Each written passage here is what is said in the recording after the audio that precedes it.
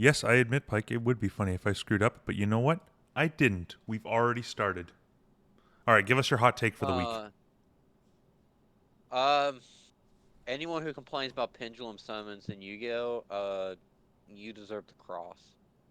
See, I'm glad you brought that up because I did want to apologize. This episode's going to be a little bit more delayed than usual, and it's because I'm sorry, everybody. I sent Pike to the Shadow Realm. He got me playing Yu-Gi-Oh again, so I had to kill him. Yeah. Okay. Okay. Well, um, you say that like it's just my fault, but we both know. I literally tried to help you. Uh, I try to keep you away from the degeneracy of Yu-Gi-Oh, but no, Mr. Hollowix wants to play Exodia all the time. Look, you know this. You know when I play Magic, I play it to make sure that no one else has fun. That is my goal. Mm-hmm. Uh, Mm-hmm. but yes, so we're back with a new episode of DS9. Oh wait, hold on. I gotta tell you. I gotta tell you my hot take for the week. It's gonna be our new thing apparently. So I was thinking about Okay. this because I read a meme. I think the Emperor's New Groove ruined the angel and devil trope on the shoulders because it made it too comedic, and now everyone tries to do the same thing.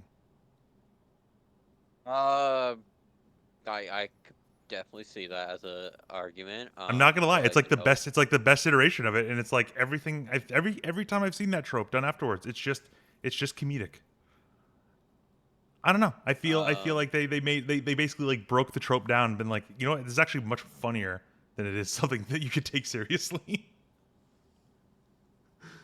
um, yeah, yeah. Once you get to that point, it's just you can't go anywhere else. It's just downhill from there. Well, Uh, weirdly enough, I'm going to try and tie that hot take thematically to the episode we're talking about today because this week's episode is invasive procedures, and yeah, I'm not going to lie. it's Dax, but better. Well, it's oh, so you mean the episode Dax, not the character? Yeah, yeah. Well, Yes, this is I this mean, is this episode, while also incorporating elements from Dax, which I mean I hold it as the worst episode of season one. I don't know. I can't remember if you did. I know you had it up there, but I can't remember if you put like Move Along Home as worse or not. yeah, we had. I think I eventually went with you on Dax because uh, Dax is But just, uh, yeah, this episode is an easy A from me. I think it really hits the mark in almost every way. There was nothing mhm. I found disappointing about this episode. This is by far like the best Sisko episode we've gotten. I think we get a lot of great moments from Sisko, and Mm. we get some decent moments from Dax. It really sort of explores the character, I think, in a meaningful way. And there's so much. Other than that, it's just incredibly well executed. It is a great episode. One I am excited to talk about. Mhm. So why don't we just get right into it? So Yeah. the setup of the episode is pretty simple, although it does maybe raise some questions because like they're apparently in the middle of a plasma storm, so the station's been evacuated. I guess this is just a Yeah. rare like event that could theoretically happen. Basically, it's to justify why they're operating with a skeleton crew, Yeah. which allows the antagonist of the episode to just kind of do what they want to do. Mhm. And we as O'Brien and Odo are basically like searching all like the corridors and stuff for like damage. They find a funny scene of Quark sitting inside one of the hangar bays doing, I guess, a prayer. It looks like, and he says Yeah. Something like that. he misses his brother. And then like because they everyone was supposed to be evacuated a while ago, and Quark apparently just didn't leave. And one thing I do kind of like about this is, Odo's basically like, oh, yeah, you hate your brother. And he's like, no, I would never. I don't hate him. Uh, let's see. I want to find like exactly what he says. Oh, hold on. He's like, yeah, Odo says, oh, please, don't try and tell me you've been sitting out here all this time pining for Rom. And he's like, look, I know. He couldn't find a cup of water if you dropped him in a lake. But even if he's an idiot, he's still my brother. And Odo is just like, I don't believe you. And then like Quark turns to O'Brien and he's like, do you have any brothers? And I think this is the first time we learn O'Brien has two brothers. I think so. And he's like, look, did you ever have to say Uh, goodbye to him? And they're like, yeah, like it eventually kind of like brought a tear to my eye. And Quark's just like, see, try explaining that to Odo. And then this basically just sufficiently distracts them enough so that when the camera sort of pans over, we see that a special device has been left inside this like what would be the proper name for this? It's like just a latch. It's a docking Uh, port. yeah, docking port.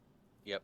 So Um, a weird, strange device has been left here, which obviously is going to be necessary for the story going forward. We don't know what it does, although we later learn it basically it breaks the security system on the docking ports. So, uh, yeah. Uh, let's see. oh, we Yeah, didn't what? do the background information. Oh yeah, I mean, like we could talk Uh, about that as like it becomes kind of relevant. I mean, Let- yeah. So this episode is going to introduce the fact that not every trill is joined, and it's very hard to be joined. And so this is uh a better reflection on the trill, though it also makes Dax look even worse as an episode because Jesse was going to like let it happen. But yeah, so I mean, I think we now, probably brought this up with Dax, and we might have been operating with information not presented in the episode, but I think we know prior to that not all Trill are joined. I think they do mention that at one point. Not in Dax. I think in like the first episode, where they kind of give brief understanding of what Trill are to refresh people's yeah, memory. And we learned that I yeah, believe. Hold on, I have like specific things we learn about the Trill written in my notes. So only one Trill in 10 are fit to join. Uh, Spoiler alert: we later learned something else about this number, but basically, while I think it's 1 in 10 Trill are fit to join, we also later learn that the requirements reduce that number even further. So, at the no, bare no, no, no, no, minimum, no, no, hold on. no, no, no.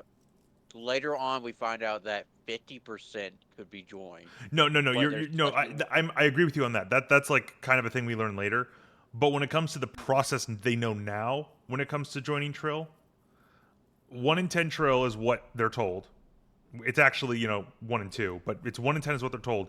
And even from there, the process of vetting people reduces it even further. So it's not like yeah, 1 in 10 members of the species are joined.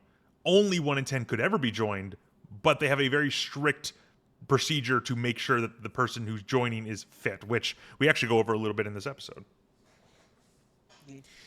yeah, And let's see here. So I just want to see. So we get the object like showing that Quark left something in there, and then let's see. After that, they get a.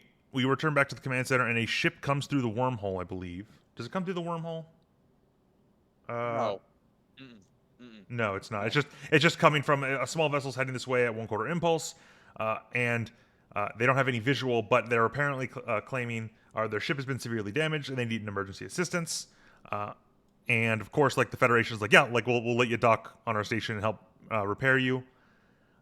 O'Brien and Odo go to like greet them. It turns out they're not really damaged at all necessarily. They are invading the station.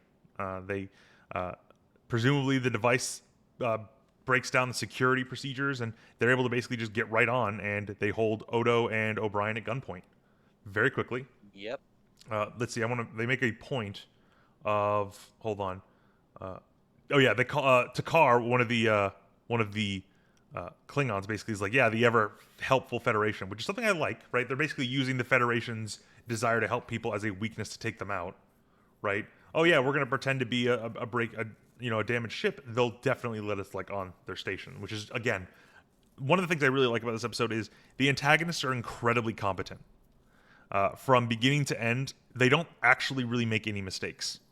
They are defeated solely because the Federation, officers are competent and able to, subvert them in ways that make sense. And one of the things here is they immediately grab like O'Brien and Odo at like phaser point, and then we have a guy who is a Trill walk out with this like special looking box, and he says that the shapeshifter needs to get inside the box, and if he doesn't do that, they will kill O'Brien. So from yeah, here, we already know they have a lot of information on this station. They know about Odo, and they immediately account for him by presumably buying some sort of like hermetically sealed device that is meant to make it so Odo can't escape. And again, it's really interesting that you have people here who are super competent. And I'll point out we don't get Odo to the end, so I wonder if they did this because they didn't have the actor for like too long for this episode when filming. I just remember thinking that when watching it, I'm like, maybe they just didn't have him, so they were like, yeah, we need to like write you out of the episode, but they did it in a way that makes a lot of sense. And Yeah. let's see, yeah. So then because we have I don't know if they mentioned the woman's species, but again, we have two Klingons and we have a Trill, and then this one woman who's also here. They immediately go to the medical center because when they were asking for help, they said they had injured. So again, they knew the medical station would be have some staff in there, which again means they can take another hostage. Again, incredibly competent. And then they tell Bashir to put Odo in stasis. So again, like really, it's nice seeing very competent villains because it makes it much more like interesting when the good guys have to try and beat them. Mm-hmm. But we still don't know why they're here. And so with essentially at this point 3 hostages, they're able to get to the command deck, the command ops pretty easily, and they take control of it. And again, one of the first things they do whenever they capture someone else is they specifically take away their comm badges, so they can't communicate and they can't be tracked. Yep. Let's see here. Always take the communication Yeah. devices. Take all weapons. Leave them nothing. Yeah, I mean that's something And that they're you being can argue is a flaw in a lot of situations in Star Trek. If they don't remove the communication devices, like even if it doesn't really come up like plot wise, it's still something like why would you let them keep that? That's like something they could theoretically use to escape, communicate with their allies, any number of things. So it's capture, grab it, get it out of the way. You don't want to deal with them having anything really. And then we get to once they take the station. Let's see. Oh yeah, so this is where it's pointed out. O'Brien makes a point. They caught us by surprise. Somehow they must have neutralized the security system in the docking ring. When Sisko asks how, O'Brien says he wasn't sure, but they ran across Quark in the airlock a little while ago, which is yeah. We'll talk about what happens with Quark in this episode, but that's a pretty bad thing when it comes to what he did.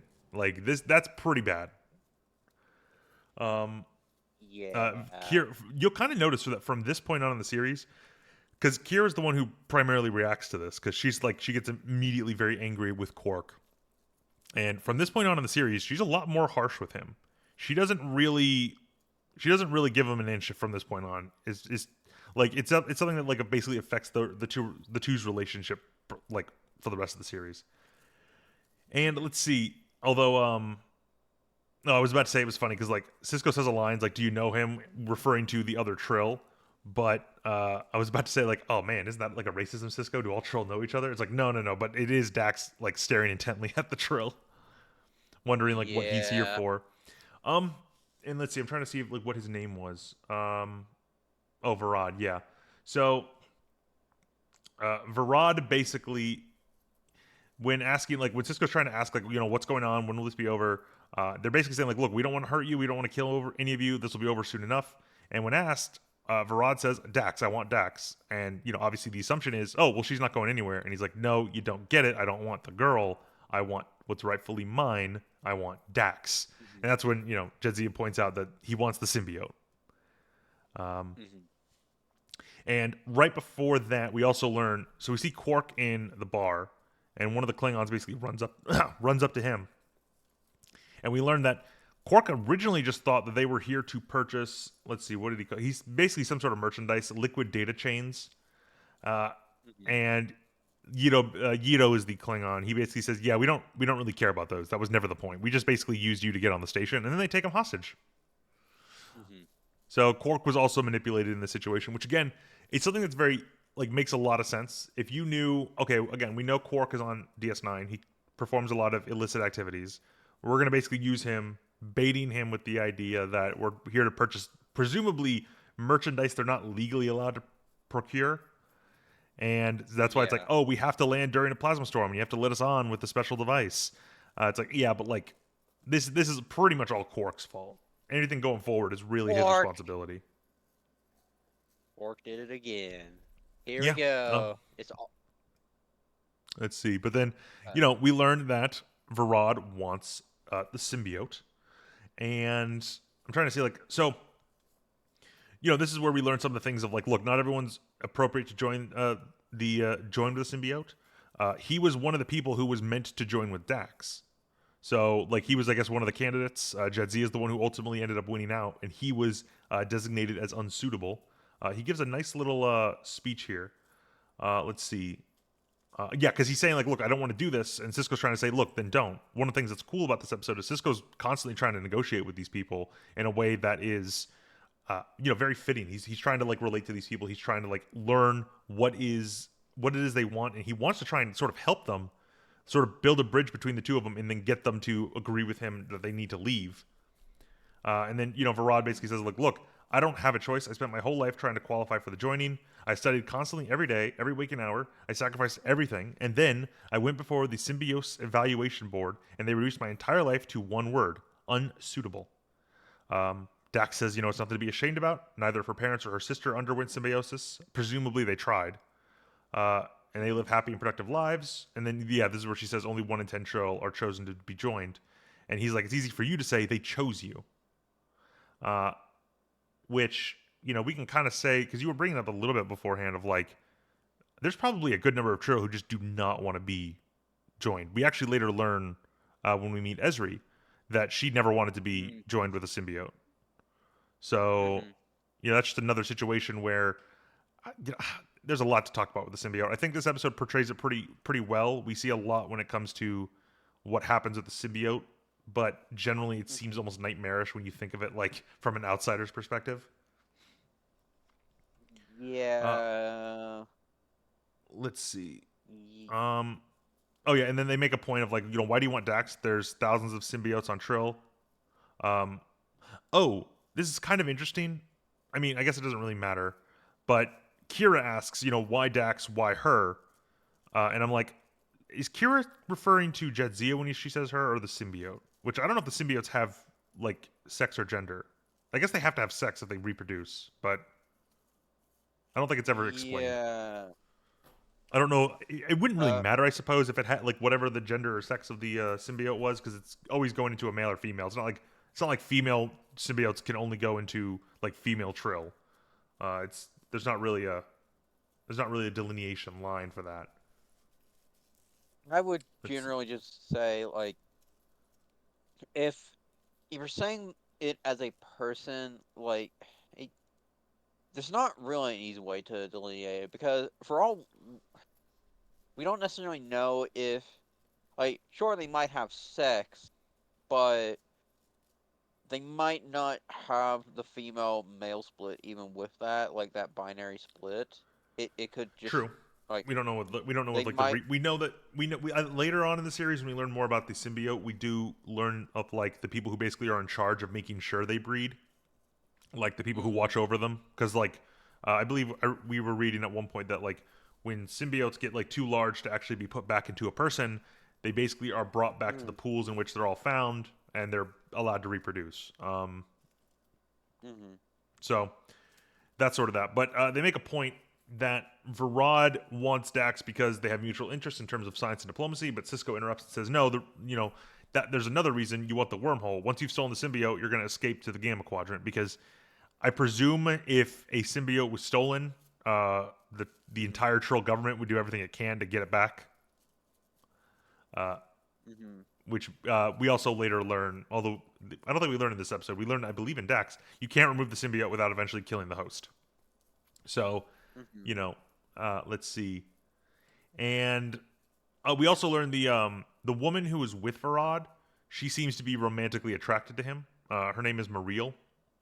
And she wants to basically start a new life with him. This is going to be a very important plot point later on.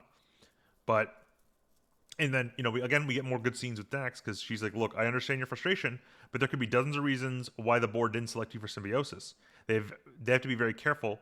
An improper joining can cause permanent psychological damage to both the symbiote and the host. They were only looking after your best interests. They talk about, like, one of the things that they need to do for symbiotes is you need to have almost a strong enough sense of self. You need to be able to differentiate yourself properly from all the memories that are going to be going into your head, which makes a lot of sense. If you're having multiple lifetimes of memories shoved in, you're going to lose who you are. We actually see that with Ezri. we see examples of she starts forgetting who she is because she was involved in improper joining, and as such, Mhm. she ends up being like, she ends up struggling with that sense of identity for a while. Uh, and let's see here. Um, da-da-da. Oh yeah. So essentially, what happens is Varad is going to force Bashir to perform a surgery and remove the symbiote from Jedzia and put it into him. This will, of course, kill Jedzia. Uh, Mm. let's see, and then one of the things they also do to, again, showing how competent they are as antagonists. They like one of the things they do is like, look, once we're starting the surgery, they shoot O'Brien and put him in a critical state. They don't kill him, obviously, but he Mhm. is on the verge of dying. He needs a patchwork treatment from Bashir before he's stabilized. And part of that is to basically like, look, as long as he's injured and dying, you guys can't necessarily fight with us because you need to be making sure he's okay. Uh, Mhm. and it also just removes another person who could theoretically fight back. O'Brien is probably Kira might have the most combat experience, but O'Brien's probably at least second best in terms of combat experience. Maybe more so than Kira. We don't know the exact numbers here. But uh, so yeah, the fact that they went after O'Brien, maybe they knew he had that combat focus. They knew a lot of other stuff about the station, so Yeah. I mean, let's they see. had Quark as an insider, so Yeah. he could have passed the information along. Um, and on the rule of try not to kill anybody, because he does care about others, but if he can make a profit and everyone No, 100%. still live. Yeah, I mean that's one of the things we learned from Move Along Home. As crappy as that episode is, Quark is not the kind of person who plays with people's lives like that. He did not think this would become this kind of situation. As far as he knew, he was just going to be like, oh, we're going to get people on here. I'm going to sell them some illegal goods, and they're going to go. Like as far as he's concerned, that'd be a victimless crime. Uh, Hmm. but yeah, so Bashir is basically forced to perform this surgery. And on Jedzia and Varad. Um, let's see here.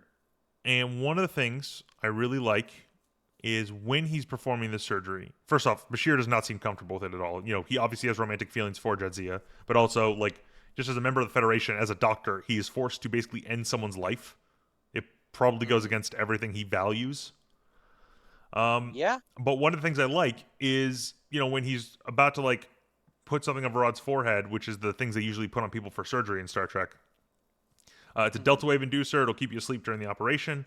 It also increases your body's natural endorphin production to help accelerate the healing process, which is like, okay, cool scientific explanation for something we've kind of seen a lot of.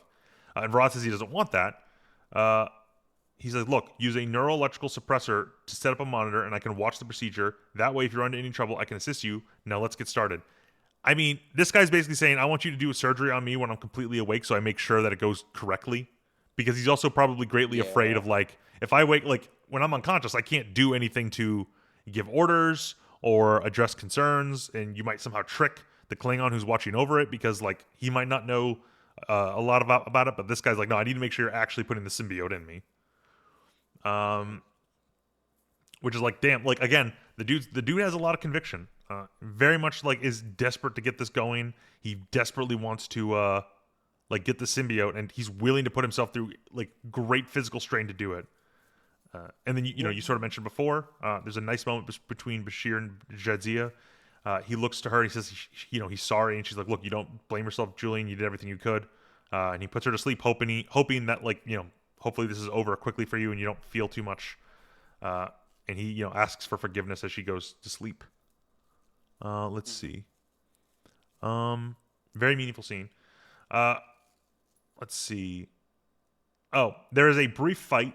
Uh, let's see. Sisko wrestles with the Klingon. Kira takes on Mariel, but unfortunately, Kira's like easily beaten, which I think is maybe the only issue I have with this episode. Uh, Sisko manages to beat the Klingon, but then Mariel basically has a phaser to him, and he basically has to back down. It's really just to try and show that physical violence is not their way of getting out of this. Uh, Yeah. we later learn Mariel has like a pretty bad upbringing, so she probably has a decent amount of like combat experience that she was fighting for her life on a planet basically. But I don't know. I feel like Kira is a character that's generally characterized as being a pretty strong combatant. The fact that she loses easily is a little bit like, I mean, I guess that's possible. I just feel like that's surprising that it happens. You know, Yeah, I like it's like here. if you told me a Kira was beaten by someone, I'd be like, so they're like an expert level fighter Klingon, right? Because it's like the strongest you can get. Hmm. But no, But for the most that's part, no, not. it's they just have Kira beaten, and again, I'm fine with it. It's not bad. It's just a bit surprising when you sort of consider like all the background for the character. Um, and then we see the gross scene where they're removing the symbiote. Yeah, I don't Let's see if like we can get. looking at the symbiote. I don't I'm gonna get an image of it for the don't screen. like it. So one thing that's funny is they basically show that like Trill have a pouch on their torso that the symbiote slips in and out of. Hmm. It's just kind of funny. It's like look at this little pouch thing. He pulls out what looks like a weird gross like fleshy organ. Uh, Yeah, and it doesn't even seem like weird it's connected to little. anything. Presumably it was, and Bashir severed him before like pulling it out.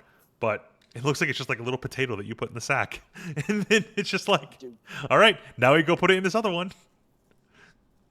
into the sack you go. Yeah, and of Into course, the sack. obviously early '90s special effects, TV effects also. It's a little like of a rubbery skin thing. They sort of pull this little pouch up. It doesn't look that great, but it's like, yeah, I guess Trill just have this weird flesh sack on them. It makes sense if it's called a symbiote, right? They developed alongside each other. They're meant to probably work easily connecting to these things, Hmm. and it's just I guess Yeah. these guys evolved to have this little pouch on them. Um, and you made a funny comment about when he gets the symbiote put inside him. Yeah, it it's like I don't like this expression. That's orgasmic. Stop it. Stop it. Yeah, No. I would more No. use euphoric, but yes. Um, and basically, Mm. like, I suppose, I mean, we don't know the normal process of joining. We don't know if it's like you're meant to be unconscious so that you're not like awake when it's happening, but like essentially he's awake and he's suddenly being flooded with years and years of decades of memories. And Yeah. some of those are Jadzia's. So you got to remember that a Yeah. lot of who Jadzia is as a person is now also in this guy. And Mm. that leads to my sort of favorite reveal of this episode. Um, again, we get back to Ops and we, see Kira is very pissed at Quark. Mm. Basically, she's the one accusing him of all this, and it's like, whatever happens next, one thing's for certain: you're through here. And then, let's see, because Kira starts talking to Mariel and learning more about her. Apparently, Mariel grew up on Kefka 4. She never would have made it out of there were it not for Varad. So Varad saved her life. And Hmm. let's see. Basically, like she owes everything to him, and at this point, it's pretty obvious she's in love with him. And that's when Yeah. Sisko comes in with some interesting psychological observations. It's like, yeah, you'll do anything for him, right? And she's like, of course. And he's like, even if it means losing him. And she's like, what do you mean? It's like after the surgery, Varad won't just be Varad anymore. He'll be a blending of Varad, Dex, and all the previous hosts. Their memories, their knowledge, even their personalities. Uh, and Mariel's like, yeah, Varad told me you'd say these things. I know he'll change, but he'll be smarter, more confident. But in all the important ways, he'll be the same. And Sisko says, I'm sorry, but if he told you that, he's lying. Once a troll is joined, it's like a rebirth. He'll be an entirely different person. Uh, and she's basically like, yeah, I don't believe you. I'm not going to betray him. And the scene ends with Varad coming in. It's like, no, I'm not just Varad anymore. I'm Varad Dax. And I think Sisko's the perfect character to have this conversation with her, in part because he had, a relationship with both Jadzia and Curzon. So a lot of season one, especially in the episode Dax is essentially constantly affirming the idea that, like, look, I'm not Curzon anymore. I get that you had this meaningful relationship with this guy, but you've hardly known Jadzia. And that's something that Hmm. Sisko kind of has to, like, adapt with. It's an interesting sort of concept, right? Because, like, we can have a philosophical conversation of how much of you is your memories. Is there maybe some sort of ethereal soul? If anything, what does the Hmm. symbiote really carry over? Uh, you know, the way Jadzia describes a lot of her past memories is they're sort of faded, blurry. They're kind of this more soup of ideas rather than like a one-to-one memory that she presently has for her, herself, right? Hmm. Yeah. But the thing that obviously is very so the way at least Shadzia expresses it is like, look, I'm not actually Curzon. I don't have his like I have like traits of his because I have his memories and I have his experience and I've learned the lessons that he's learned. However, like I am a wholly different person, and you can't be treating me like Curzon. And I don't know if this is ever something that like Sisko never gets. It's maybe just something that needs to be reaffirmed until it settles in and he doesn't think of it that way anymore. But here it's like he has to be the one to teach her. It's like, no, you don't understand. You're about to lose the man you love. He's never going to be the same. And like, obviously, like when he comes on back onto the ops, he's standing tall. He's confident.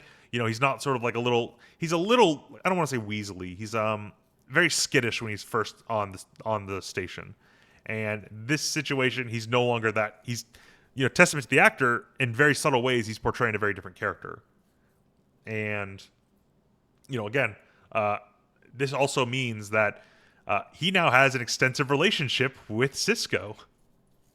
Mm-hmm. He has he has a lot of lifetimes worth of memories in terms of knowing who Sisko is as a person. And let's see here, we do cut away from that scene to go to actually let's just cut back to that scene. We'll get back to the infirmary scene afterwards because I do want to sort of finish the point that was going on there. We return to Ops, and Sisko and Varad are basically just having a buddy chat. They're like, Dax, is that you? And it's like, that's right. It's Benjamin. It's me. He's like, Curzon, Tobin, Jadzia, all the others. They're part of you now. And it's like 8 lifetimes of memories. It must be incredible. Like they're talking to each other as if they're best friends. Which again, Varad now has all these memories of who Sisko is as a person. And then Sisko's like, oh, of course. Do you remember when we first met? The trip. It's like, oh yeah, the trip we took off the cliff of Bol. They're laughing. They're having fun. And then Sisko basically says, oh, do you remember my wedding? Varad's like, I remember the bachelor party. Let's see. Oh, yeah. It's like, remember the time we discovered the wormhole? And that's when Varad sort of has to pause because that memory was Jadzia's. Yeah. So one of the things I really like is Sisko brings up all the memories he has with Curzon, and then he brings up the memory he has with Jadzia, and it causes Varad to pause for a moment because he's like, oh, yeah, Jadzia's dying right now. They do make a point that Trill generally die within 28 or 24 hours or a day, basically, of like basically having the symbiote removed. But the younger and healthier they are, the more likely they are to live longer. So Jadzia has a good amount of time, but they don't really have a definitive timeline. Mm-hmm. Yeah, And it's basically like they're optimistically hoping that most of these like people die after the symbiote's taken out. Yeah, so it's like she should be fine for a little longer. Please put it back in. yeah, Please put it back in. and then I think we also later learned that it takes a while for the joining to become like I guess like it becomes difficult for it to become so integral to your body, so you can actually remove it within a period of time and it not kill you. We actually later learned that with Varad. So as long as you haven't had it in you that long, you can easily remove it and it not cause an issue. But one of the things that like Sisko points out is like, Varad says this, finding the wormhole was one of Jadzia's proudest moments. And Sisko's like, look, he says, look, I'd rather not discuss Jadzia with you, Benjamin. And Sisko's like, we have to discuss it. You know as well as I do that we can't let her die. It's like, she's not going to die. She'll live on in me. And Sisko says Jadzia's memories will live on, but Jadzia herself will die and you will have killed her. He says, you think I don't know that. I'll never be able to forget it, but I promise you, Benjamin, I'll do all I can to make up for it. I'm not going to go into the Gamma Quadrant to hide. There's entire worlds who could benefit from my knowledge and experience. I can help them, and I will. And I mean, there's a lot to be said here. It's like he's killing someone and then saying, but I'm going to go do good things from now on. It's like, yeah, but you're murdering someone kind of in cold blood. Apple of a poison tree. Like, I mean, yeah, like, it's 100% just it's one of those things where I get his mentality, right? He's probably being affected by the morality of his past hosts, while at the same time he is having his own values. It's like he can't get the symbiote back. His life is over. That's as far as he's concerned, right? He'll be going to jail. Who knows what the Trill's crimes for this are? He might be in prison for life. He might be killed. I don't know what their crimes are for or punishment for it is, but he is like, no, I have to do this. I can't think about going back. And Sisko's just constantly pleading with him, help Jadzia, come down to the infirmary and do it. And he says, I can't do that. Let's see. He's like, oh, there's still time though. Let's see. I'm trying to find like when Sisko switches. Let's see. Oh yeah. They also make the point that the symbiote is still weak from the operation. If you attempt to another joining so soon, it might not survive. So that's another thing that's interesting, right? Is it's not just Farad thinking about himself. There's an element of, or maybe he's just using this as an excuse, right? That taking the symbiote out might kill it. It might be too late to put the symbiote back. Like, regardless of what happens, it could just die in the next operation. Yeah, So, and he asks but if that's something that Sisko's willing to risk, and he's like, "Yeah, I am." Sisko doesn't even hesitate. well, yeah, like either way. So it's like, oh, if you let me go, I like the argument here is very simple. If I let you go, I lose symbiote forever, and I lose my new friend, and you get to ride on your horse, or I can force you to give up the symbiote. There's a chance that I save Jadzia and keep Dax in Starfleet, and even if not, I don't allow this perversion, like this crime, to take place. 100%. Like it, like What I would like say, what I would counter with, is I don't think Sisko's at mhm. all thinking about the symbiote. The way he Well, responds with yeah. "I am" and the decisions we make, it's like the symbiote's not even a factor for him. For him, Hmm. it's we got to save Jadzia. Like the symbiote is a means to that end, Hmm. and that's something that's very important for Sisko as a character. Like, for all intents Hmm. and purposes, the symbiote is all that's left of his friend Curzon. He treats in a Hmm. lot of ways Jadzia like she's Curzon, the way they're friendly and interact, and like we said, that's something that he's maybe a little bit more prone to do in season one, less so now. But at the same time, as his relationship with Jadzia improves, it becomes that same level. I think Sisko would have made this decision back in season one, right? I think he has a strong enough moral compass to do that. But Hmm. here, it's like, oh, is there a chance that all of this knowledge and wisdom and the lifetime experience of Curzon and Tobin and all the other lifetimes is just removed? It's like Sisko doesn't care. He's like, yeah, I'm willing to risk it. Let's go do the surgery.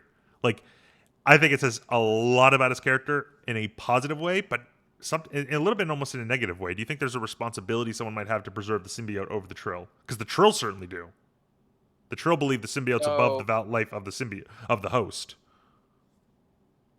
here's the issue: it's only a value if it's a value to the Troll Society. This symbiote is going to go fucking AWOL. Like, it's gonna be on the other side of the wormhole, probably very far out from the wormhole, and now you have to hunt it the fuck down. And before you even get to it again to take it back, the host could die. And if you don't ever find it, it's like gone. It's like, yeah, no, like at this point, the best chance is to get the symbiote, like take it back now, and like risk this immediate. So, basically, it's like, well, you put it at risk by transferring it again, supposedly. It's like, yeah, but it's already at risk of being lost forever. We should take the option that minimizes, like, there are better odds of it surviving than us getting it back from the other side of 100%. the gamma quadrant. And I don't know, actually, we might not actually, what he's saying about like transferring the symbiote again might not actually be true.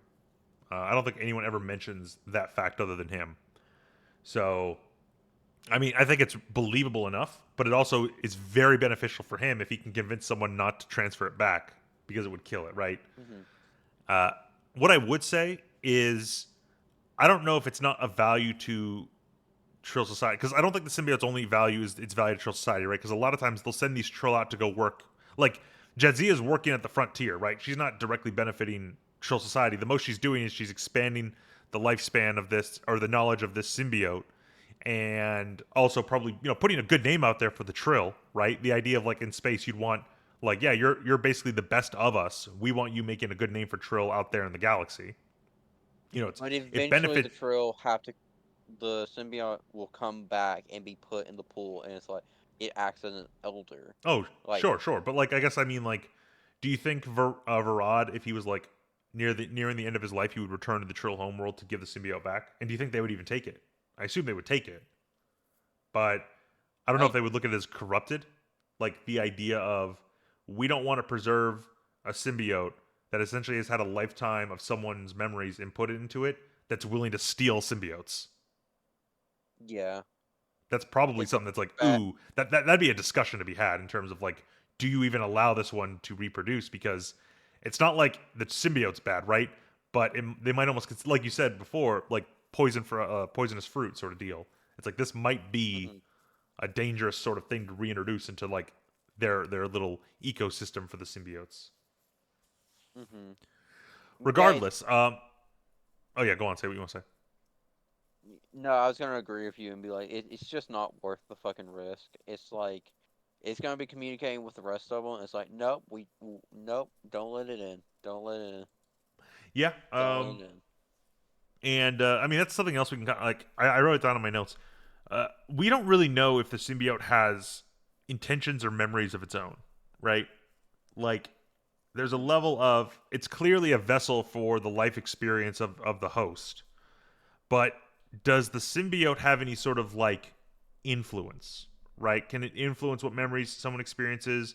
Can it influence like the host in any way? Obviously, like it's a combination of the two, but is any part of that the symbiote alone? Like if you took an unjoined symbiote, right, a fresh symbiote that's never been joined with anyone, we've talked about this before, right? If you're the first host, is there Hmm. any effect it has on you?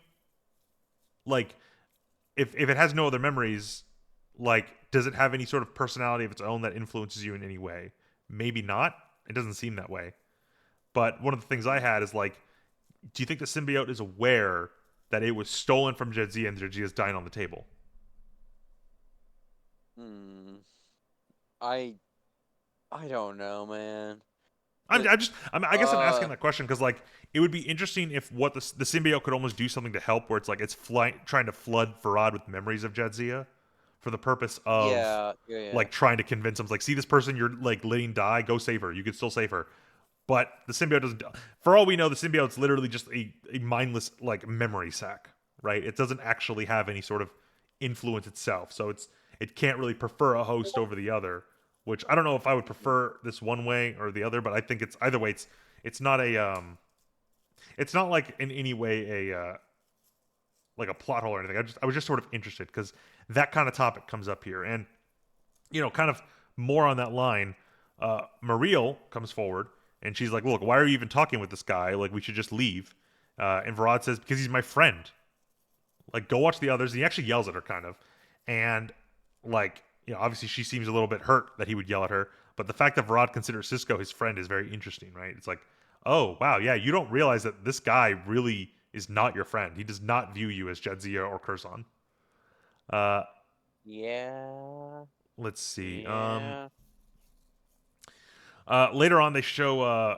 Oh yeah, I did want to return back to the infirmary for that one scene we were talking about. So, uh, Bashir is like Jadzia is waking up, uh, and Bashir's trying to get Yito, the Klingon, to help him with the surgery. Originally, he's like, "Yeah, I'm not going to help." And he's like, "Look, if you're not going to be doing anything anyway, you might as well help me." He actually does manage to convince the Klingon to help. Just like, hold this. Let's see. Uh, oh yeah, the Klingon says like she let herself be slaughtered like a mindless Tigla. If she wanted to live, she should have fought back. And he says she did what she did to save the rest of us. And Yito says that she's a fool that deserves her fate, which I don't know if a Klingon would really think that. I think most Klingons would think of that as honorable. Um, Like you offer your life for your the companions. the fact it wasn't in battle kind of colors it, but Maybe. I think some yeah, Klingons would still look at it as like, you know, you had the option to fight back, but you knew that would cause harm to your friends, so you gave up. I feel like that's something Klingons would still respect. I know Worf probably would, oh yeah, but yeah, like Worf would. maybe I agree with you. There's probably like back and forth and like, well, is it really honorable? Couldn't you have like would your allies really want you to give up and lose all honor in a fight? Probably not. It's like, eh. But he manages to convince Ito to help him, and that's when Jadzia starts to wake up, and like she's basically freaking out. This is the only situation where we probably in the series see Jadzia without Dax, and she's like, Yeah, Bashir is kind of in a mind of like everything went perfectly, the operation was a success, like there's no harm to you, and she's like, look, I feel so alone, uh, and like Bashir basically says like, yeah, we're gonna get the symbiote back, don't worry, and she's terrified. She's absolutely like, she's like, I've never yeah, felt so empty, I've never felt so alone. I think it's like it's a really nice scene, and Bashir's trying to reassure her, I'm not gonna let you die, but she's just so shocked at like her new existence. It must be actually terrifying to have all these Mm-hmm. memories for over a year at least, maybe 2 years, I think, Mm-hmm. and then suddenly have it like ripped away from you. Yeah. Uh, Just but yeah, so plucked like this is from you. probably the only situation we get like the true Jadzia without the Dax symbiote, and she sounds more like a scared little girl, which not an insult, right? She's obviously in a very horrible situation, but I think again, Oh I think yeah. it's acted. I think it's acted very well. Uh, Mm-hmm. let's see. Oh yeah. Um, we return back to ops, and like Cisco basically is. Let's see. Hold on. Oh no, that's the previous scene. My bad. Uh, oh, so they're all just sort of waiting in ops because they have to wait for the plasma storm to fade. And Cisco basically like points out, it's like, you see that he's different, don't you? Did he ever dismiss you like that before? And she's trying to write him off, but even she clearly has her doubts now. Mm-hmm. Like everything that Cisco said before is coming true. It's like, yeah, he's not the same guy anymore. Um, Yep. let's see. And at one point, Varad comes out and asks her if there's anything wrong, and she's like, "Oh no, everything's fine." He's like, "Good, be careful. I wouldn't want anything to happen to you." And she's like, "Ah, see, he still cares about me." Like, you know, basically, all it seems like almost all her doubt is gone.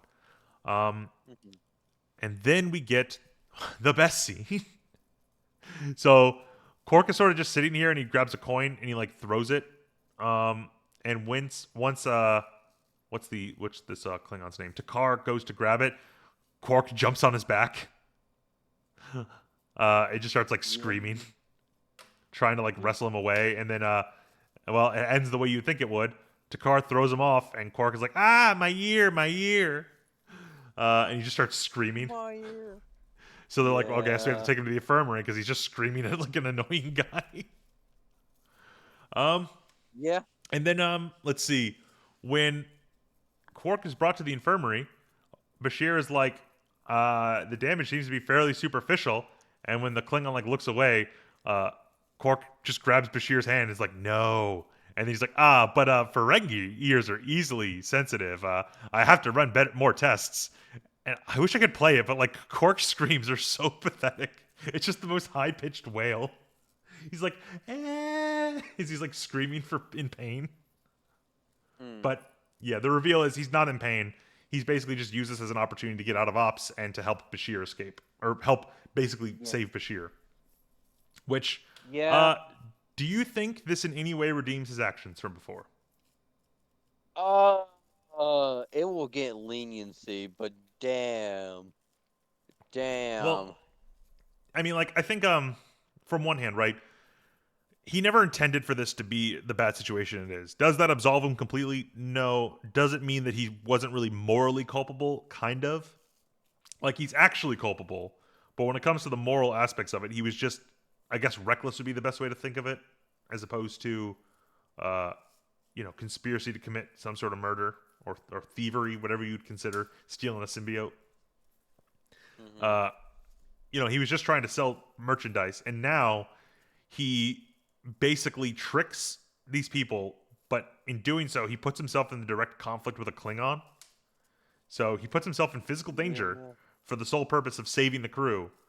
And I don't know. I mean, like, that definitely goes a long way of helping him because I'm not going to lie. You could leave this episode thinking Quark is irredeemable, but I think this episode does do its footwork to make sure that you realize he didn't want this to happen the way it did, and he has put himself at great personal risk. He's put himself in the line of fire, right? In all fairness, he's a civilian, right? He could basically just be like, I'm just going to let the officers do what they need to do, and I'm just going to wait for the situation to resolve itself.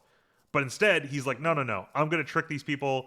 I'm going to get beat up partially, even though he didn't actually end up getting hurt. He could have, in order to save everybody. I think he is somewhat redeemed. Everything does work out in the end. Let's be fair. We're not bearing the lead here. Everything works out in the end generally in most Star Trek episodes. But Mm-hmm. I think he goes a long way to the episode goes a long way to making sure that he is not an irredeemable character. Depending on how someone views it, right? Kira doesn't necessarily forgive him, but this is probably an explanation for why Quark isn't in jail. Yeah. Let's see Yeah, here. but I mean, yeah, there's a lot to talk He's about in terms of like the moral culpability, but I think it's enough to justify like off screen. I could see himself getting off on a minor like punishment for it. hmm He yeah. probably would be like, I don't know what you'd have to do. Honestly, he is a regular problem at this point, and he's not even an officer. Like you can't make the excuse that he's trying his best. He's actually trying to commit crimes. hmm They're generally harmless crimes, but it is something that's like maybe he should be removed from the station. But that's more of a discussion. It's probably an issue. I think it's probably fine though. hmm Um, so we get a scene where Muriel and Varad are talking. Muriel's trying to like better understand who Varad is at this point, and he's telling you it's like I couldn't have done this without you. Uh, and one of the things he says is like, look, you need to head out to the wormhole. I'll be right behind you. Uh, let's see. The sooner you leave, the sooner we all get away, the sooner we can all be together. And one thing, then they have a kiss. No, I'm sorry. Hold on. She tries to kiss him, but Varad sort of like leans away. Yeah. No, hold on. Wait, no. Muriel actually like leans away as Varad tries to kiss her. Um, hmm and Sisko sees this and he's like, ah. So she's her doubts growing, in part because hmm apparently he said the wrong thing. He basically has altered the plan originally. We'll get to that part, but hmm let's see here. Yeah. So let's see. They make a point that they're gonna have to take a hostage when they're leaving. We're skipping the scene in the infirmary real quick. We'll get back to it. But as they're trying to leave, the Klingons basically are like, okay, we're going to have to take a hostage while we're leaving. Uh, the storm's about to dissipate. And let's see. Kira offers herself. Let's see. hmm No, Sisko offers himself. Good on him. And Virad's like, look, I love your company, Benjamin, but somehow I don't think you have my best interest at heart. Kira, I hate to inconvenience you. Uh, and she's like, yeah, that's all right. If Odo's free, there's no way you're getting off the station because at this point Odo's been freed. We'll get back to that scene. But one thing I find a little weird is why would you take Kira as your hostage? Um, to not have Benjamin play the friend card. No, that's true. I That. agree with I agree with the thing with Benjamin. I think it's more of an issue of So at this point they only have three hostages: O'Brien, Kira, and Sisko. Uh, hmm he doesn't like you said he doesn't want Sisko there in part because Sisko is highly trained, highly skilled Federation commander. Like you said, they have that relationship where he can really kind of play the psychological card. He Uh, doesn't want to risk. Oh, so he takes Kira over O'Brien because O'Brien's a liability to Cisco in this moment. He's not someone who's able to help him overpower whoever is left to watch those left behind. So mhm, that would be my idea of just like, yeah, they can't like escape. Like if he left Kira there with Benjamin, it's like, yeah, they could definitely get out of that. They could, but with O'Brien being wounded, it's like, yeah, no, no, no, no. yeah.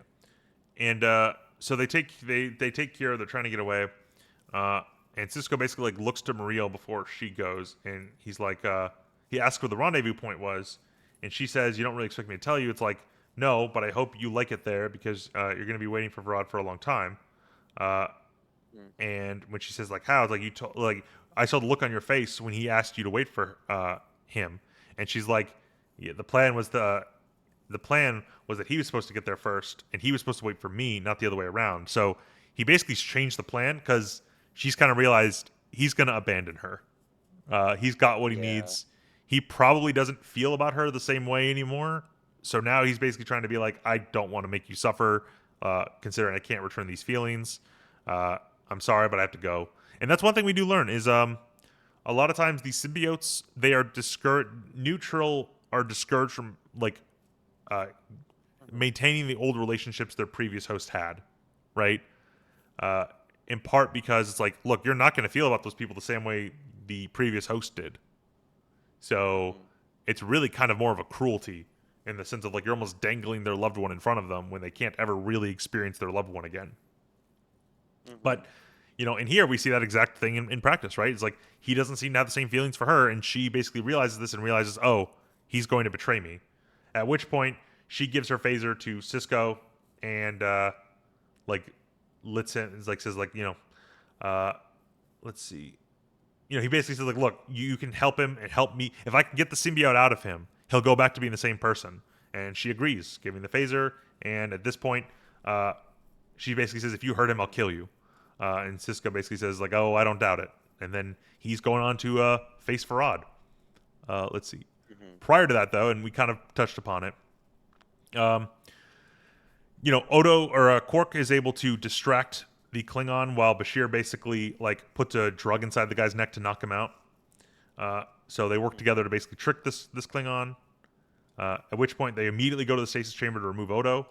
However, they can't open the thing, and then Quark basically knows this kind of device. He uses his like ears to hear the mechanisms, and he's able to eventually open it. Which, I mean, one thing I like about this is again very intelligent characters. If you have the opportunity to save Odo, you save him. He's a shapeshifter. He's the most valuable combat member of the team, most likely.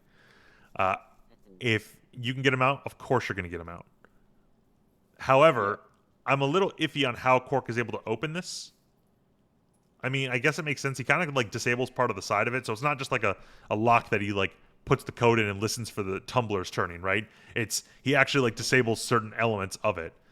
But I guess it's not really meant to be a lockbox as so much as it's meant to stop a shapeshifter from getting out. So it might not be like the highest defense. I think I'm generally okay with it. What do you think?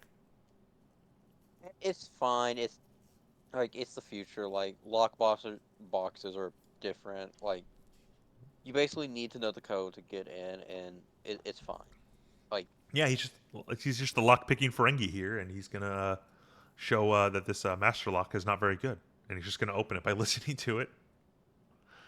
well, like he has a very sensitive ear, and No, the yeah, thing yeah, yeah. is, he's probably remember he opens up the side of it and he feels inside. What he's probably doing is manipulating the insides as well to be able to like he has very dexterous hands, so he's probably screwing around in there to get what he needs. 100%. I think Um, like again, I'm mostly okay with this. I think it generally works. I think the only thing I would like to make it a little bit better is I would have a scene where he maybe asks Bashir for some sort of like multi-tool. Like, yeah, hand me that device, and then he like just he does the whole oh yeah, I move the tool up and down the box. It's like, there we go, I've repolarized the tumblers, and then he just opens it or something, right? It's like the idea is he's learned the weakness of it, and with a small tool he can open it. Again, if anyone's watched like Lockpicking Lawyer, it's like he's like, yeah, if you have the right tools, you can just open any lock, and some of these tools are just really easy to purchase. So, and then some of yeah, these locks, apparently, if you have you ever watched Lockpicking Lawyer? yeah, a little bit where it'll be one where it's like I don't even need a tool, and you just like it feels like you just smacked her or something. And it's like, yeah, Yeah, my favorite ones are the ones where he like just grabs like a hammer. It's like, it's meant to be unlockable, and then he just grabs a hammer and bam, opens it. It's like, yeah, I yeah, guess that would work. yeah. Makes me feel very unsafe, mostly because I don't trust locks anymore. Uh, but yeah, You Odo trust is your back. lock? I don't know. Before I learned how like crappy they were. Oh no, wait, they do use a tool in this scene. I just looked at the scene. He does actually use some sort of tool that Bashir gives him. All right, I'm actually perfectly happy with this. Mhm, mhm, Um, mhm. but yeah, so then we get to the the scene where they're trying to escape, and Varad realizes this is actually a little silly. So they're running to the airlock, and I'm trying to like find the exact scene. He gets to like the door, and he like hits a button, and he like it doesn't open. And he like looks out the window of the door, and he doesn't see a ship there. I'm like, dude, did you just try and open an airlock without making sure your ship was there? Yeah. Like, don't get me wrong. I'm sure Yeah. there's security systems in place because of that. Because like, it doesn't shut the primary lock behind him. Like, these are like a little airlock, like double door thing. So one door closes, the other door opens. But I don't know, man. Like, there's a window there. You could have just like looked right outside and been like, oh, my ship's not there. What the fuck? I see space. Why am I trying to open this door? This is a bit silly. Mhm. I imagine on set, like they were just like, yeah, you're gonna hit the button and look out the window and realize your ship's not there. It's like, okay, but when you see like maybe the special effects superimposed on the behind the window, you quickly realize it's like, oh, yeah, he was just trying to vent himself into space. Uh, Goodbye, Benjamin. let's see, and then I believe, uh, who's the one who corners him? It is Sisko who corners him. Yeah, Odo stops the Klingon. Varad's running away, and he runs to another airlock, presumably to another ship. But Sisko's standing there with his with a phaser pointed out.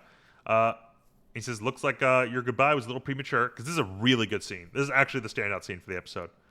Varad says, "Don't be ridiculous. I know you're not going to shoot me." And then, like, he starts to lower his own phaser. Sisko's like, "What makes you so sure?" And he's like, "This is Dax you're talking to, Benjamin. We both know that if you shoot me, even on stun, you risk killing the symbiote." Sisko says, "If I let you go, Jadzia dies." And Varad says, "But Dax will live. What's one girl's life compared to 8 lifetimes of knowledge and experience? You're not going to shoot me. You know that as soon as I do. Goodbye, Benjamin." And he tries to walk past Sisko, and Sisko does like a sort of slow turn. And he's like, "Varad, Mm, don't call me Benjamin," and then shoots him. yeah. Just It's it is a very good scene. I really like this is not yet peak Cisco, but this is the Cisco that everyone loves. The man who is no nonsense. He is willing to kill you. I mean, a lot of people will say Kirk is the best captain, Picard's the best captain, blah blah blah. This is why I like Cisco the best. This is like I think he is in many ways he has traits that are the best parts of like both Picard and Kirk. There's an element mm, of he is the no nonsense cowboy willing to do the dangerous thing to save the day, but he's also the diplomat. This whole episode, he's negotiating with someone, trying to convince them that the love of their life is gone and that they need to like the only way they're going to get him back is to work with him. And then when he gets that opportunity, mm, he corners Varad in a standoff. It's a high noon standoff where they're pointing phasers at each other. But Varad thinks that Sisko's too much of a coward. But Sisko's already acknowledged he doesn't care about the symbiote, right? He says, "I don't care if yeah. the transfer kills the symbiote. I want to do it." But Varad's not really paying attention. Varad is so like bogged down and thinking like, "I have the memories of 2 people that you care about in my head. You're not going to kill me," and he just doesn't get that Sisko doesn't put value in the symbiote. I don't know if he ever did, Yeah. but especially after last season, there's no way he does that anymore, given all the interactions he's had with Dax or Jadzia. So Yeah. it's a very cool scene. It's delivered very expertly. Avery Brooks shows like this is probably the best Cisco episode so far. We're really starting to see this character take off. I think season 1, he's good. He has a lot of good moments, but we don't see his potential at all in season 1. Here, we're Mm, definitely seeing his potential, and it's not. I don't think it ever was his fault. Even the showrunners admitted they were underutilizing Cisco for the first like 2 seasons. So mm, once season 3 rolls around, we start getting a lot more of this badass Cisco, and it's definitely worth it because he's this. There's a reason why he's one of my contenders for best character in DS9. Right? It's like I'm yeah. definitely between like Odo, Garrick, uh, not really Nog, but he's definitely up there. And Cisco's always up there, just because it's like I don't know if I like the other characters better than the best of Cisco. Yeah. Cisco number one. Uh, but Cisco. anyway, Well, with no. Farad, go on. Mhm. No, I was who gonna be you were like, about to wait, say? no. I'm like, wait, no. I'm usually for Nog. It's like, yeah, Nog. I It's I not get there it. yet, but soon. I like Nog. Nog goes on like we see the full journey of Nog, so it's so great. But yeah, it's just for me, I think it's Cisco. I think he has those cool moments, but he also has those like sweet moments that he's like nice with his crew or his son or someone, and he has just like the he's a smart guy, but he's also a badass. So we cut to Mhm. the infirmary. Varad wakes up. Mariel's sort of there, like smiling, happy he's back, and he's like, "I feel strange. I feel empty." Uh, and Cisco's like, "It's over now, Varad. The symbiote's back where it belongs." And Varad is just like broken down. He's like, "I had it all, and now I'm alone." Mariel says, "You're not alone, Varad. I'm here. I'll always be here." And Varad just ignores her. He says, "I can't remember any of it. The knowledge, the confidence, it's all gone." And Jadzia Yep. comes back, and she says, "I'm fine. I remember it all, Benjamin. Everything, everything he thought, everything he did. It's all so sad. I guess he'll always be with me." And she gives him the sad look. I mean, it's obviously very sad. She's now probably been Mhm. permanently traumatized from this in some small way. Uh, we see some of it going forward in certain specific episodes, but it doesn't really take too much of a. I don't think it like takes Mhm. too much precedent over her character. Um, yeah. All in all, I mean, like this is definitely in my top. This might be my second favorite episode right now. Like Yeah, duet it's a pretty duet good episode. it's not as good as duet. I like obviously I like the Forsaken. This probably beats out Mhm. Forsaken for me. I think there's a lot of really great elements here. Uh, it undoes a lot of what I feel was maybe some damage from Dax. The episode Dax, Yeah. and we get a really cool situation where a guy becomes a different character partway through the episode, a character that Benjamin has a huge relationship with. So, Mhm. there's that element of like that's like peak sci-fi for me, where you have this like element that is unrelatable in terms of like could this happen in the real life? Like right now it can't. Who knows what'll happen in the future? But right now you can't have this kind of situation. But it focuses on the human element of it, which is his relationship with Sisko. And the thing that Varad doesn't realize, even towards the end, is he doesn't have a relationship with Sisko. Jadzia did. Curzon did. But Yeah. Varad doesn't. And Sisko doesn't care, and he shoots him because Sisko doesn't care if the symbiote dies. Um, Mhm. and it says a lot about Sisko as a character. It is, he puts. I think it would say a lot in terms of like how Sisko views like life, memories, all that sort of stuff. He doesn't put value in like quote unquote Curzon's life, right? Because if the symbiote dies, Mhm. all elements of Curzon are gone, right? Mhm.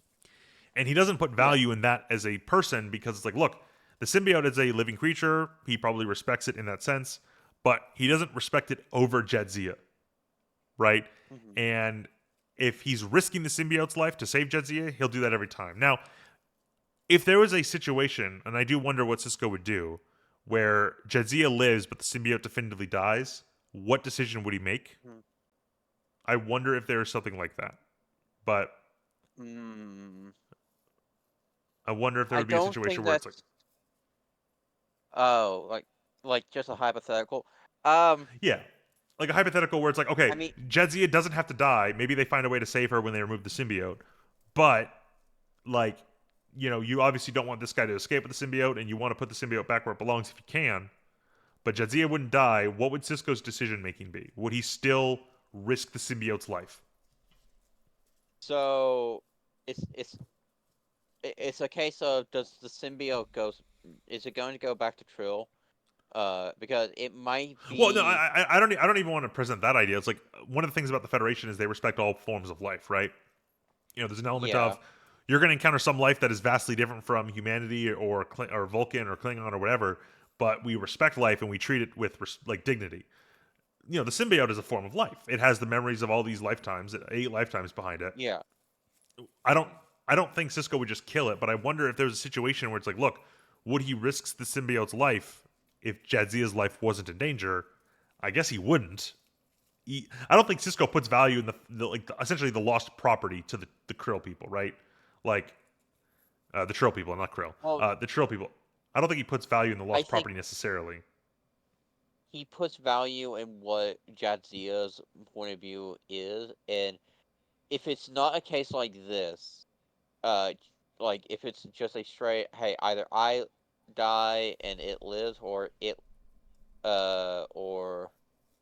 dies and I live. It's like, yeah, Jadzia would say the symbiote needs to survive, and Cisco would know that, like, know that of like, yeah, Jadzia would probably argue for the symbiote, symbiont, and like, he would probably respect the wishes that he could pretty well infer about what she would want and save the symbiont instead, Yeah, just I mean, because it's I like, agree. He would yeah. probably. I guess he would respect that. Um, I kind of wonder because his how quickly he's willing to write off the symbiote. I think says a lot about his priorities in the situation. I'm just kind of wondering if he changed the situation slightly, how that might affect his priorities. It would tell us more about his character. But we don't have that Mhm. unfortunately, so it's just speculation. But either way, I mean, easily an A tier episode. I can't. There's maybe a few hiccups here or there. I think they're easily explained away, and they're mostly not Uh, too detrimental to the plot. Theoretically, yeah. anything with Quark is something that like isn't addressed in this episode. So, it might be an issue going forward, but it's not an issue with this episode per se. Like how they address Quark, doing what he did, um, Mhm. and anything with like I'm trying to think of like what was the other issue we kind of had. I mean, Kira not being able to be the best fighter. That's a bit of an iffy thing, but it's not a problem. It's just kind of like I've expected more from Kira. She's characterized as being a good fighter, and Hmm. oh, but other than that, yeah, I mean, I think it's a great episode. And do you also give it an A? I assume you do. Yeah, A's fine for me. Yeah, it's a pretty Good, good good. Because episode. if you disagreed with me, you'd lose co-host privileges. Okay, B. No, now I have to make you a guest. It's just Oh, it's just the H Oddcast now. I can't call it H and P Oddcast. cry about it. Cry about it. But I spent Cry so much time about on the it. graphic. I spent so much time on the graphic. Cry about it. I'm gonna put a little black square over the P, just so you know you're in episodes that you're demoted to guest. Oh my god. Uh, so you have like further improper English of Asian oddcast. Man, really Either way, showing your. either. Shoot. I, what am I I was showing? about to What am say I something showing? really mean. I was about to say something really mean that's personal to you. I was about to say Okay, something okay. Well, I like can take a mean it's a comment, but I medical don't want thing. any person. I don't want. Oh, okay. I don't want any personal stuff Yeah, out there. But also, I do want to point out before we call it here, because it only activates when I'm on Discord. When you talk, you have the little Neko arc punching me with his little aura fists. yeah, Like, yeah, uh, yeah. yeah. But anyway, all right, everybody, that was episode 4 of season 2. Uh, Honestly, at this point, season 2 is nothing but bangers. Pretty good episode, or pretty good episodes. So Mhm. hopefully there's more to come. I wonder what the first bad episode will be. Let me look at the list here, see if I can, because I can't remember some of these episodes. Oh, we have Cardassians next. Uh, oh man, Yay! some of these episodes I'm remembering, and I'm like, oh, we have some good stuff going. I'm not gonna lie. If I have any issue with one of these episodes, it might be uh, Malor. Blood Oath. Ooh, Hmm. I like Blood Oath, but Well, I have to remember what it's about, but we'll go over it. We'll go over it. I'm pretty sure it'll be a good one, but I'll have to rewatch it. It's just one of those ones where I'm like, if it's the episode, if it's what I'm thinking, I think I do have some cursory issues with it. But regardless, that has been oh no, I oh know the episode that's gonna piss you off. oh, what is it? Sanctuary. Oh, which one's this again? The Uh, just look at DS9. Go on the wiki and look at you'll remember it. let's see, You'll remember it. DS9 Sanctuary. Sanctuary. Uh, My s- let's see, what episode was this? Oh God, no, no, no, not that one. mm, yeah, That's a yeah, bad episode. That's not even just one that'll piss me off. That's just a bad episode. yeah, yeah, All right, yeah. I'm But actually before here's the that, thing. I'm excited for us to cover it because I like when we cover the bad episodes too. Like that's true. they're enjoyable, and What? this one's particularly bad. This is a, if I'm what I recall, right? Because this, I guess this will be a little bit of a spoiler. Mhm. In season 1, Move Along Home is an embarrassing episode, right? Like it's an idea of like it's not a good episode. It's fairly embarrassing. It seems almost like Mhm. it's putting the cast through like these humiliating little games, and it's like, oh well, this isn't very good.